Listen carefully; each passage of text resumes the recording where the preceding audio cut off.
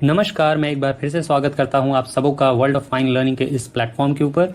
हम GC Leong series में chapter 3 करने वाले हैं और इस चैप्टर का नाम है वोल्केनिज्म एंड अर्थक्वेक। वीडियो अगर आपको अच्छे लग रहे हों तो चैनल को सब्सक्राइब कर ले, वीडियो को लाइक ज़रूर करें। तो आइए चैप्टर 3 स्टार्ट करते हैं and it is about volcanism and earthquakes. देखिए, जहाँ वोल्केनोज होते हैं वहाँ का जो ज़मीन है वो भी उसी वोल्केनो के सॉलिडिफिकेशन से बनता है। ऐसे रॉक्स को हम इग्नियस रॉक्स के तौर पे जानते हैं, यानी जो मैग्मा के सॉलिडिफाई होने से जो रॉक्स बनते हैं। हमने पिछले चैप्टर में पढ़ा था। इनके दो टाइप्स होते हैं। एक होता है प्लूटोनिक रॉक, जो कि इंट्रूसिव होता है, जो ज़मीन के अंदर मैग्मा जम जाता है वो प्लूटोनिक होता है।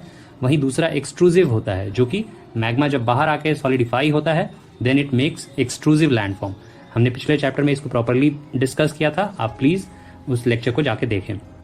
आइए अभी हम इंट्रूसिव लैंडफॉर्म्स जो अक्सर फॉर्म हो जाते हैं, यानी जो ज़मीन के अंदर जब लावा सॉलिडिफाई होने के कारण जो शेप लेता है, उन शेप्स को समझेंगे। इस इमेज को अगर आप देखेंगे, इस इमेज में various kind of intrusive landforms जो क्रिएट हुए हैं मैग्मा के ज़मीन के अंदर सॉलिडिफाई होने के कारण, उनके बारे में हम जानेंगे। सबसे कॉमन इंट्रूसिव लैंडफॉर्म जो होते हैं वो होते हैं सिल्स एंड डाइक्स। जब लावा ज़मीन के अंदर हॉरिजॉन्टली यानी समतल तौर पे जम जाए, ऐसे लैंडफॉर्म को हम सिल के तौर पे जानते हैं। वहीं जब ये सेम लावा जो है वो सीधा खड़े तौर पे जमे, जो वो वेंट्स होते हैं उनमें अगर ये सीधा खड़े होके जमता है वोल्केनो वेंट में, तब इनको हम डाइक्स के तौर पे जानते हैं। डाइक्स की जो रचना होती है वो वोल्केनो वेंट्स में होती है, जिसकी वजह से वो बिल्कुल straight vertically type of form होते हैं। तो जिसके वजह से इस शेप के कारण उनका ज़्यादा लंबे समय तक अपने इकोसिस्टम या अपने सराउंडिंग में टिक पाना संभव नहीं होता है, क्योंकि डेन्यूडेशन एजेंट्स अक्सर उन्हें गिरा देते हैं।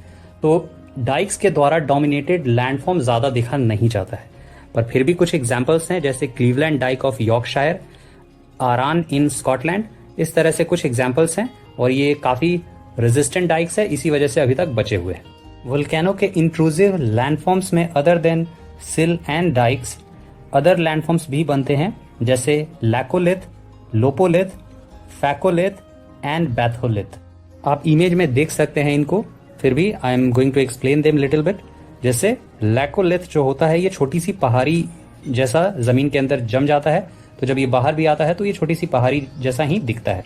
वहीं लोपोलिथ जो है ये एक बर्तन जैसा दिखता है, मानो एक जो कटोरा है, कटोरे के शेप में जमता है, और जब ये बाहर आता है तो एक वैसा ही कटोरा, मानो कि कटोरा हो, या फिर इसके ऊपर बाद में बारिश में अगर ये बाहर आ चुका है तो लेक टाइप भी बन जाता है, और नीचे ये काफ़ी मजबूती से पानी को होल्ड करता है। इसकी सीपिंग बहुत ज़्यादा इसके अंदर हो नहीं पाती है, तो ये लेक्स के तौर पे बाद में अक्सर फॉर्म हो जाते हैं। वहीं जो फैकोलिथ है ये आमतौर पे छोटे से सीरीज में पाया जाता है, और ये बेहद प्लेन लेंस के जैसा फॉर्मेशन होता है, जिसमें क्रेस्ट्स होते हैं, जिसमें अपसाइड्स होते हैं। आमतौर पे एंटीक्लाइन और सिंक्लाइन के तौर पे हम उनको रेफर करते हैं, और ये अक्सर एंटीक्लाइन और सिंक्लाइन ग्रुप में ही पाया जाता है। तो ज़मीन के अंदर जब ये इस तरह जमेंगे तब ये फैकोलिथ कहे जाएंगे। अगला है बैथोलिथ। बैथोलिथ क्या होता है कि जो सोर्स है लावा का, मोस्टली जो सोर्स एक ऊपर आया हुआ रहता है थोड़ा, वो सोर्स ही जम जाता है, and due to many years of denudation and erosion sometime that source also get over the land. जमीन के ऊपर ये आ पाने में सफल होता है।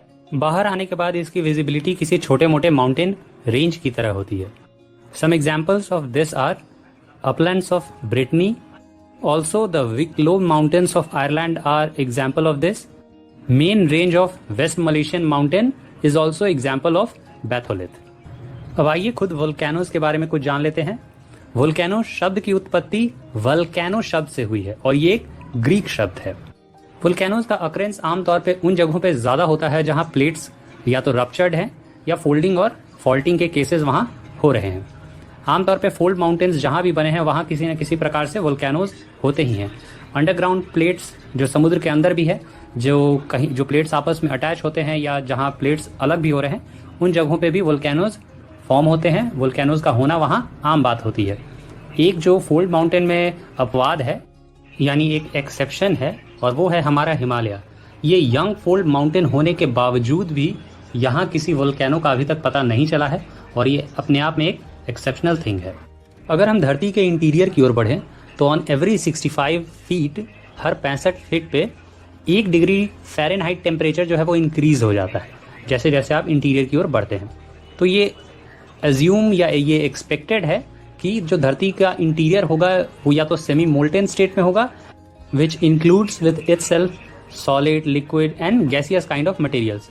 Together they are called as magma, और ये मैग्मा ही है जो बाद में लावा के फॉर्म में वोल्केनो से बाहर आता है।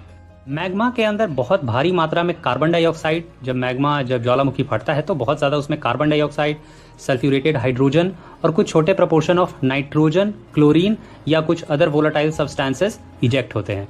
गैसेस और वाटर वेपर जो है वो उसके मोबिलिटी यानी आगे बढ़ने की क्षमता को बढ़ा देते हैं, और इसीलिए आमतौर पे जिस वोल्केनो में जितनी अधिक मात्रा में गैसेस होंगे, वोलेटाइल सब्सटेंसेस होंगे, वो उतनी ही ज़्यादा इरप्शन उसका स्ट्रॉन्ग होगा, वो उतना ही ज़्यादा डिवेस्टेटिंग और ज़्यादा नुकसान पहुंचाने वाले वोल्केनोज होते हैं। On the basis of lava type volcanoes को दो भागों में बांटा गया है, एक बेसिक लावा वोल्केनोज और दूसरा acidic lava volcano.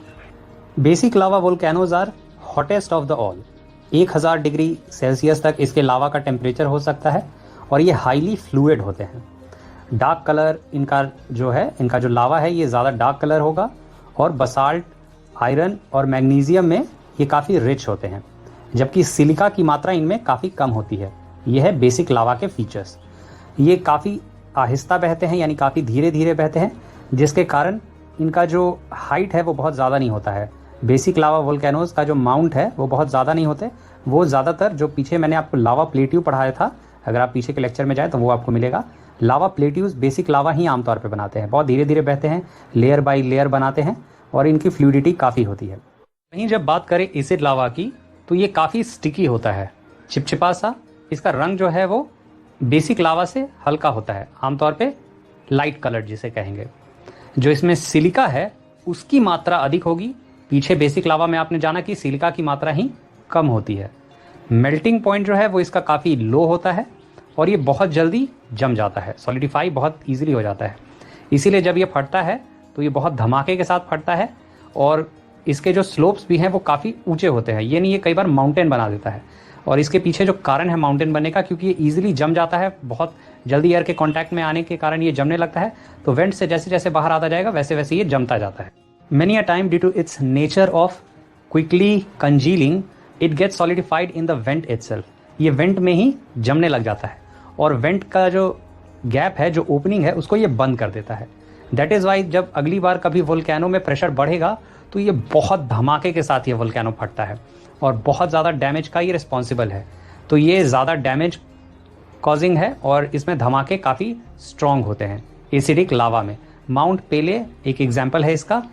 Many a times जब ये माउथ को ब्लॉक कर देता है, जो लावा जो है वो अगर वोल्केनो के जो वेंट है उसमें जम जाने के कारण ये उसको ब्लॉक कर देता है, और बहुत टाइम के बाद अगर ये लावा एक्सटिंक्ट हो चुका है, यानी अब इसके फटने के आसार नहीं है, तो with the times wear and tear ये जो इसका कोन है ये हटने लगता है, और जो स्ट्रॉन्ग वोल्केनिक मैटर था, जो बहुत रेजिस्टेंट था, वो अभी भी बचा है, वो एक दीवार की तरह खड़ा रह जाता है। And it is called as spine और प्लग, जो कि वोल्केनो का बना था। बाद में ये एक दीवार सा दिखता है जब वोल्केनो इरोड हो जाता है।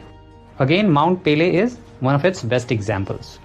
टाइप्स ऑफ वोल्केनोज की बात करें तो ये होते हैं एक्टिव, डॉर्मेंट एंड एक्सटिंक्ट।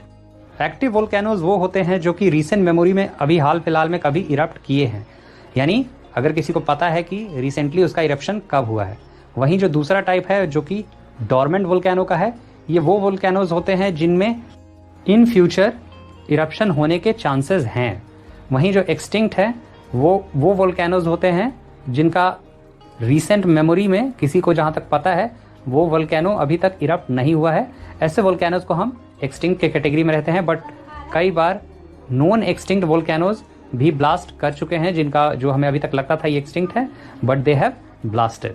जैसे माउंट वेसुवियस हो गया या माउंट काराकातू, ये सब को माना जाता था कि एक्सटिंक्ट है, बट ये काफ़ी वॉयलेंट इरप्शन के साथ इनका ब्लास्ट हुआ था, और इन्होंने बहुत ज़्यादा लाइवलीहुड्स को ख़त्म किया था।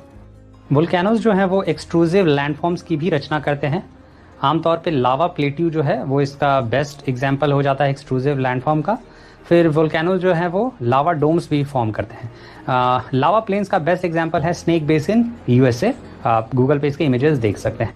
हाँ, तो अगला था लावा डोम्स, और ये होते हैं जो आमतौर पे नॉर्मल वोल्केनोज आपको दिखते हैं उसी को लावा डोम्स कहते हैं। वोल्केनो का जो शेप सिंबलाइज करता है, यानी ये आपको ट्राइंगल जैसा जो वोल्केनो दिखता है उसी को लावा डोम्स कहते हैं। अब ये बहुत तरह के होते हैं, कई बार सिंपल माउंट की तरह होगा जो कि बेसिक लावा कई बार फॉर्म करता है, छोटे हिल की तरह, तो कई बार माउंटेन्स जैसे भी ये होते हैं। माउंटेन वाला जो सीन है वो आमतौर पे एसिडिक लावास के कारण बनता है। जो लेस फ्लूइड लावा होते हैं वो आमतौर पे काफ़ी ब्लास्ट के साथ फटते हैं, तो जिसके कारण सिंडर कोन्स भी बन जाते हैं जो कि बड़े से क्रेटर के जैसे दिखते हैं। लावा टंग्स का भी फॉर्मेशन होता है। लावा टंग होता है जब जो एसिडिक लावा है या ज़्यादा अनफ्लूइड टाइप ऑफ जो लावा है, जब वो फ्लो करता है तो वो रास्ते में ही सॉलिडिफाई हो जाने के कारण वो एक टंग का शेप ले लेता है। Other things which are formed by ejecting lava is like lava bridge. जब कोई वोल्केनो ब्लास्ट होता है तो वो अपने साथ काफ़ी सारे ऑब्जेक्ट्स लेके बाहर आता है, लाइक ऐश हो गया, और ये फॉलिंग ऐश को ब्लैक स्नो भी कई बार रेफर के तौर पे कहा जाता है, जिसके अंदर घर या लोग दब के उनकी मौत भी हो जाती है। फिर पायरोक्लास्ट भी हैं। पायरोक्लास्ट वो चीज़ होती हैं जो बेहद गर्म पत्थर, जो बहुत पावरफुल वोल्केनिक ब्लास्ट के कारण जब ये गर्म पत्थर अपने अगल बगल के सराउंडिंग में गिरते हैं तो ये पायरोक्लास्ट कहलाते हैं। पायरोक्लास्ट का मतलब होता है थोड़ा चिपचिपा सा। इनका इतना अधिक टेम्परेचर होता है कि ये गर्म और चिपचिपे दोनों होते हैं। अदर ऑब्जेक्ट्स जो वोल्केनो इजेक्ट करता है जैसे लपीली, स्कोरिया, प्यूमिस या वोल्केनो बॉम्ब्स, उनको इन सब नामों से भी जाने जाते हैं। जो सबसे हाईएस्ट और मोस्ट कॉमन वोल्केनोज होते हैं वो कंपोजिट वोल्केनोज होते हैं। आमतौर पे इनको स्ट्रेटो वोल्केनो भी कहा जाता है।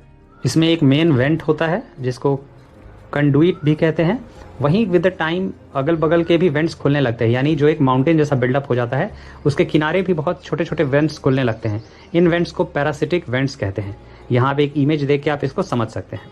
इस तरह के वोल्केनोज का एग्जाम्पल हो जाता है माउंट एटना सिसिली का। वहीं एक और है माउंट स्ट्रोम्बली, और ये है एक समिट है जिसको कि light house of the Mediterranean भी कहते हैं, कारण कि इसमें से इतना वोल्केनो बाहर आता है, इस तरह से कई जगहों से वोल्केनो बाहर आता है कि रात को देखने पे ये बेहद एक जगमगाता रोशनी का बल्ब जैसा लगता है, इसीलिए इसको लाइट हाउस ऑफ मेडिटेरेनियन भी कहते हैं। एक टॉपिक है कैल्डेरा, इसके बारे में भी जान लीजिए। कई बार जब वोल्केनोज फटते हैं तो वो अपने जो पीक है उसको पूरी तरह से ब्लास्ट कर देते हैं और बहुत बड़ा क्रेटर बन जाता है, बहुत बड़ा क्रेटर बन जाता है जिसको कि कैल्डेरा भी कहते हैं। बरसात के दिनों में इन कैल्डेराज में काफ़ी बारिश होने के कारण जो पानी है वो रुक जाता है, पानी जो है वो जमने लगता है, जो कि भविष्य में चल के कैल्डेरा लेक्स भी फॉर्म करते हैं। इसका एक बेस्ट एग्जाम्पल है lake Toba in Sumatra, Toba या लेक तोबा जो कह लीजिए। Some famous volcanic eruptions are of Mount Vesuvius, Mount Krakatoa, Mount Pele. इन सबों के बारे में आप थोड़ा बहुत पढ़ सकते हैं। अभी ये इतना रेगुलर हो गया है कि एग्जाम्स में भी जल्दी इनके ऊपर सवाल नहीं पूछे जाते हैं। चलिए अब हम डिस्ट्रीब्यूशन ऑफ वोल्केनोज के ऊपर आ जाते हैं।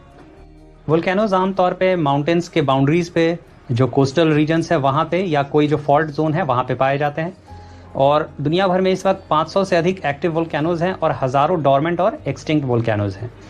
जो सबसे फेमस वोल्केनिक रीजन अगर है कोई तो वो है सरकम पैसिफिक रीजन। इसको पैसिफिक रिंग ऑफ फायर के तौर पे भी जानते हैं। आप इस इमेज में देखिए, ये जो ईस्टर्न एशिया और वेस्टर्न अमेरिकाज वाला जो हिस्सा है ये सरकम पैसिफिक रीजन एक साथ मिलके बनाता है। यहाँ आप इस इमेज में ये भी देख सकते हैं कि किस तरह से जो वोल्केनोज जो हैं वो कोस्ट्स के किनारे ज़्यादातर हैं, खास तौर पे ये सेंटर वाले रीजन में।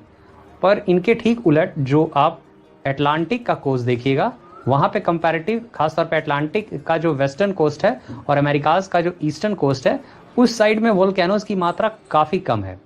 पर ये जो कमी है ये एक्टिव वोल्केनोज की कमी है। एक्सटिंक्ट और डोमेंट वोल्केनोज इधर भी काफ़ी सारे हैं। मेडिटेरियन के जो ज़्यादातर वोल्केनोज हैं वो अल्पाइन फोल्ड्स के कारण ज़्यादा आए हैं। अल्पाइन फोल्ड के टाइम पे यहाँ जो वोल्केनोज है उनका डेवलपमेंट हुआ है, जैसे कि वेसुवियस हो गया, एटना हो गया, स्ट्रोम्बली या वोल्केनो। अगेन सरप्राइजिंगली हमारा हिमालय भी अल्पाइन ओरिजिनी का ही हिस्सा है, पर यहाँ अभी तक एक भी वोल्केनो नहीं है और ये एक सरप्राइज फैक्टर है। अभी तक इस पर बहुत ज़्यादा कोई सेटिस्फैक्ट्री आंसर भी हमें नहीं मिला है। अफ्रीका के कुछ फेमस वोल्केनोज हैं माउंट केनिया, माउंट किलिमंजारो, और ये आमतौर पे एक्सटिंक्ट हैं। Only active volcano is Mount Cameroon in western Africa. India also has active volcano region and that is Andaman and Nicobar Barren Island वाला जो रीजन है, that is only active volcano region in India. फिर एक topic है इस book में geysers and hot springs करके। Geysers are like fountains of hot water. ये मतलब जो ज़मीन के अंदर लॉक्ड गैसेस होते हैं, अगर ये किसी वोल्केनिक रीजन या किसी मैग्मेटिक रीजन के ऊपर है और वहाँ जो रॉक्स है वो इनकी वजह से काफ़ी हीट हो रहा है, तो ये गैसेस बाहर की ओर इजेक्ट करते हैं। और कई बार इनके इजेक्शन में ऊपर पानी अगर जमा हो जाए, वाटर का कोई सोर्स रहे, तो ये साथ में वाटर को भी अपने साथ थोड़ी दूर तक ऊपर लेके जाते हैं। And that is how these geysers get formed. दुनिया भर में ये 3 जगहों पे ही आमतौर पे पाए जाते हैं।